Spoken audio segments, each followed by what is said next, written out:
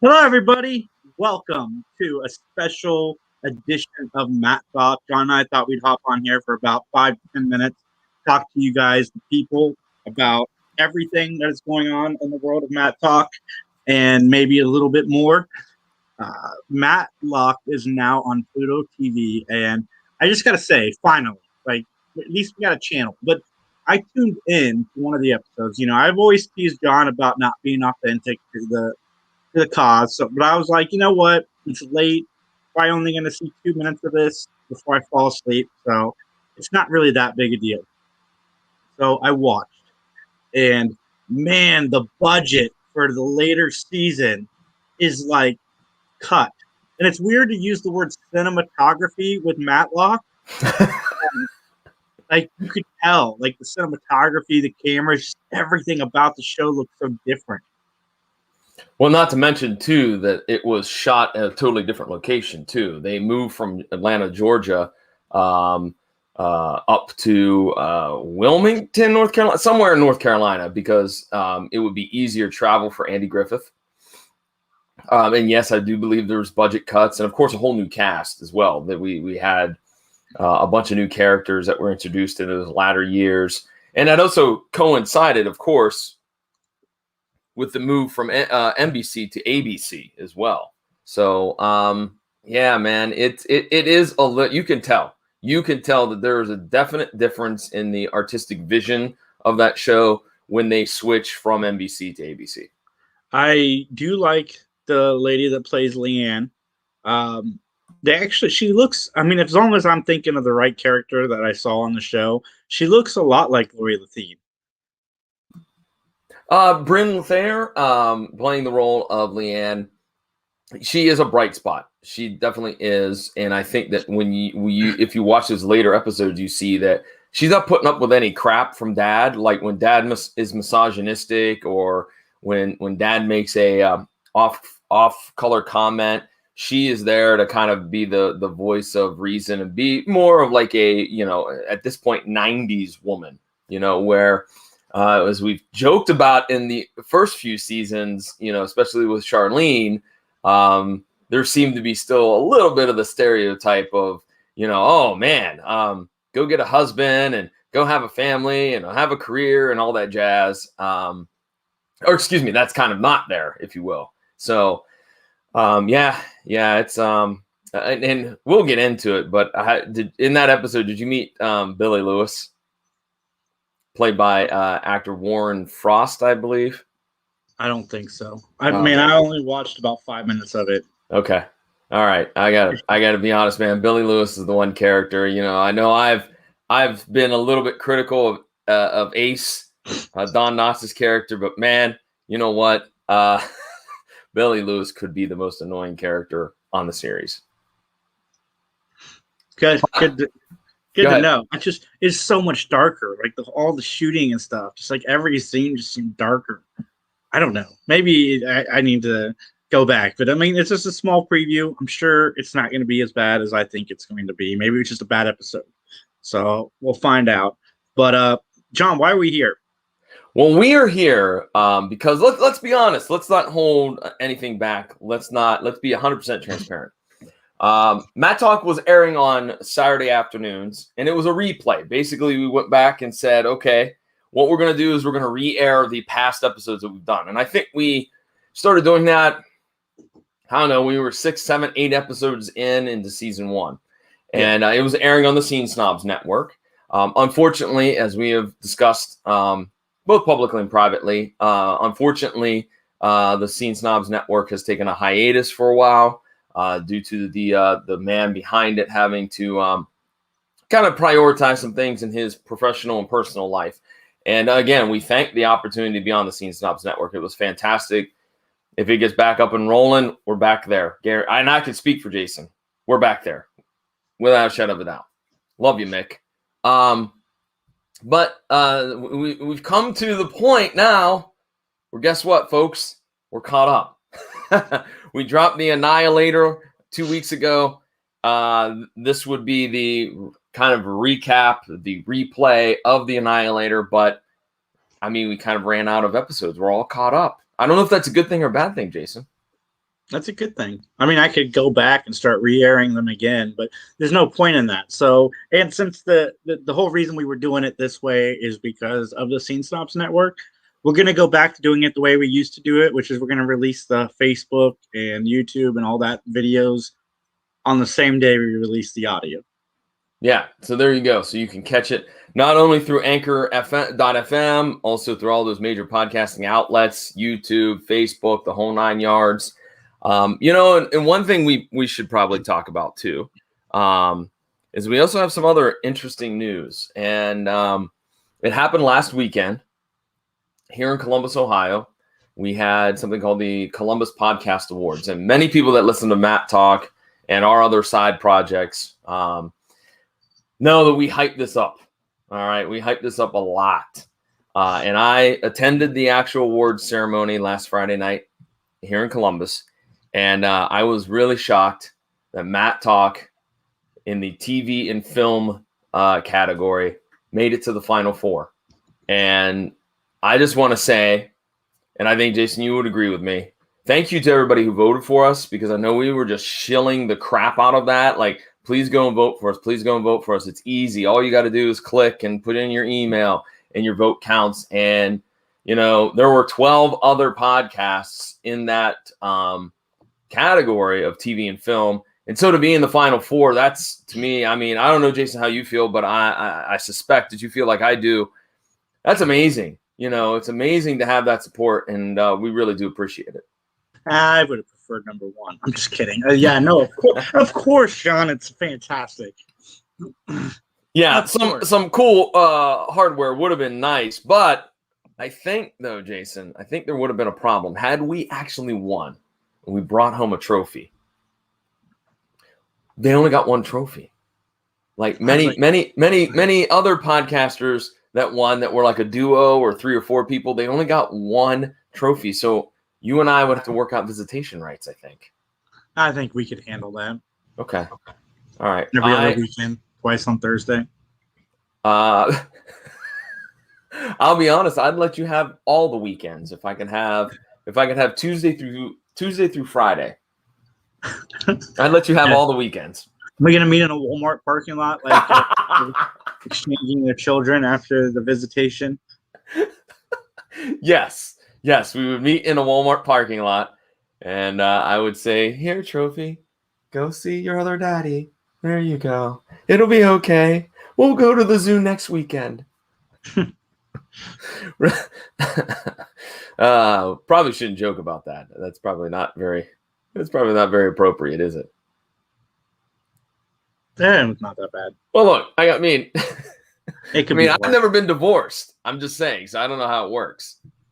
I'm trying to get John everybody on the Grumpy Middle-Aged Men podcast thing, where we discuss the films of John Lemon and Walter Matthau, not necessarily always together. Wait, John Lemon, or you mean Jack Lemmon? Jack Lemmon. Well, I'll tell you this. Okay. You know what? We should probably, we could deviate a little bit. We'll talk about this for a minute. You love Walter Matthau, correct? I do. I love Jack Lemmon as well. And I've seen more of Jack Lemmon's work than Walter Matthau. Actually, the second Walter Matthau solo movie I watched was with you when we watched, I can't remember the title of the movie. And the first one was Dennis the Menace. Well, the one that we watched was a great movie from, I believe, 1971, directed by Don Siegel. It's called Charlie Varick, and it's a heist movie. I was turned on to it by a friend of mine who was like, "Hey, man, you really should check this out." And so I did, and it was really totally different than what I kind of anticipated with Walter Matthau. But it's fantastic, and you and I have actually to schedule a time where we can sit down and actually watch the very first ever pairing of Lemmon and Matthau, and that's in the 1966 movie directed by Billy Wilder called The Fortune Cookie, which I just picked up on Blu-ray. So I can't wait, man. I love every movie I've seen them in. Out to Sea, love it. Odd Couple 2, love it. Grumpy Old Men 1 and 2, love it. The original Odd Couple, I love it. Yeah, and the Fortune Cookie I've seen, it's very good. It's kind of got that you could see, that's what I'm trying to say. You could see the chemistry between the two. So it's got that huzzah, if you want to say, with those two. And so, yeah, definitely looking forward to sitting down, plopping that in, rewatching it. Because like I said, it's been a few years since I've watched The Fortune Cookie. Yeah, we'll probably release reviews of those on the 3 Geeks and PBD Cast Facebook page. So, yep. But back to what what's that? Go ahead. You go ahead. I was gonna say I thought we were gonna forget. We have one other big announcement we got to talk about. But go ahead. It's all you, man. No, go ahead. Well, I was going to mention for our fans out there that if you get the opportunity, it was about a month or so ago that you and I appeared as a guest on the Retro Zest podcast. Actually, it is episode 74, celebrating Mattalk's 35th anniversary. And Jason, it was really cool to have Curtis, the gentleman behind the Retro Zest podcast. I reached out to him, and he was like, man, you know what? If you had just hit me up a couple of months ago, there was the 35th anniversary. I wanted to do an episode about it. And he was like, you know what? Forget about it. We're doing it anyways. So, yeah, so it is out there. In fact, I'm looking up real quick where you can find the episode is at, if I remember correctly, yes, retrozest.com. That has all the episodes that Curtis puts out, and we're really happy to be part of it. It was fun to sit down and talk to somebody about our love of Mattalk. Curtis is a good dude. I believe that if I remember correctly, he's down in the Atlanta area. I checked out a couple of his episodes, and they're pretty informative. I mean, he does a lot of research. I learned some things that I did not know, and I'm trying to remember what episode. Now I'm on the fence, and I can't remember which one I listened to. I dropped the link to the episode down below, so if you look in the comments, the episode link is right there. Yeah. Oh, okay. It's For Your Eyes Only. That was what I listened to. I knew it was something recently. That would have been episode 64. Check that out. I learned a lot of cool backstage stories about the shooting of that movie and stuff like that. So it's cool. It's a cool deal. You should definitely check it out. Retrozest.com. RetroZest.com. Yep. Again, link is down below, guys. So just click on it. It's in the comments. You said that. I was busy looking up what episode I listened to. Anyway, John, where can everybody find you on social media? Folks can find me on Twitter. My personal Twitter handle is @PVDMVP. You can find me also over on the Facebook page of my other podcast, the PVD Cast. Just search for @PVDcast. That's also the handle or the moniker, if you will, over on Instagram as well, @PVDcast. The PVDcast can be found at pvdcast.com. The current episode features two other podcasters that we know, Mark and Devin from the Fandom Effect. They have a podcast where they look at and kind of research and analyze and discuss what makes people fans of things, like what makes people fans of anime or what makes people fans of pro wrestling. So it's a cool episode. Definitely check it out at pvdcast.com or through all of your major podcasting outlets. You can find me at 3 Geeks Podcast. We have an interview that we're recording with Burt Ward on Monday at 7 p.m. And that will release on Sunday the 19th. Because since we're going to be doing con stuff all weekend, we're pre-recording that episode, so it'll be a lot of fun. The Burt Ward, I can't wait to talk to him. I'm so excited. Wait. What con things are we doing? Monroe Pop Fest with our buddies, funny science fiction and pulp culture addicts. It is going to be a blast. Yes. Listen, folks, if you are like a pop culture enthusiast, if you're a comic book fan, I will tell you right now, this will be year 4 that I've gone to the the Monroe Pop Fest, excuse me. And listen, I'm not gonna lie to you all. From Columbus, Ohio to Monroe, Michigan is like 3 hours, 3.5 hour drive. So it's no brief little go across town type of trip, but it's worth it. Gary does a great job putting together an awesome pop culture festival this year, because he didn't get a chance to do it last year. It's 2 days. It is Friday, if I remember correctly, 4 to 9, if I remember correctly. And then 10 to 6 on Saturday. It's up in Monroe. Excuse me.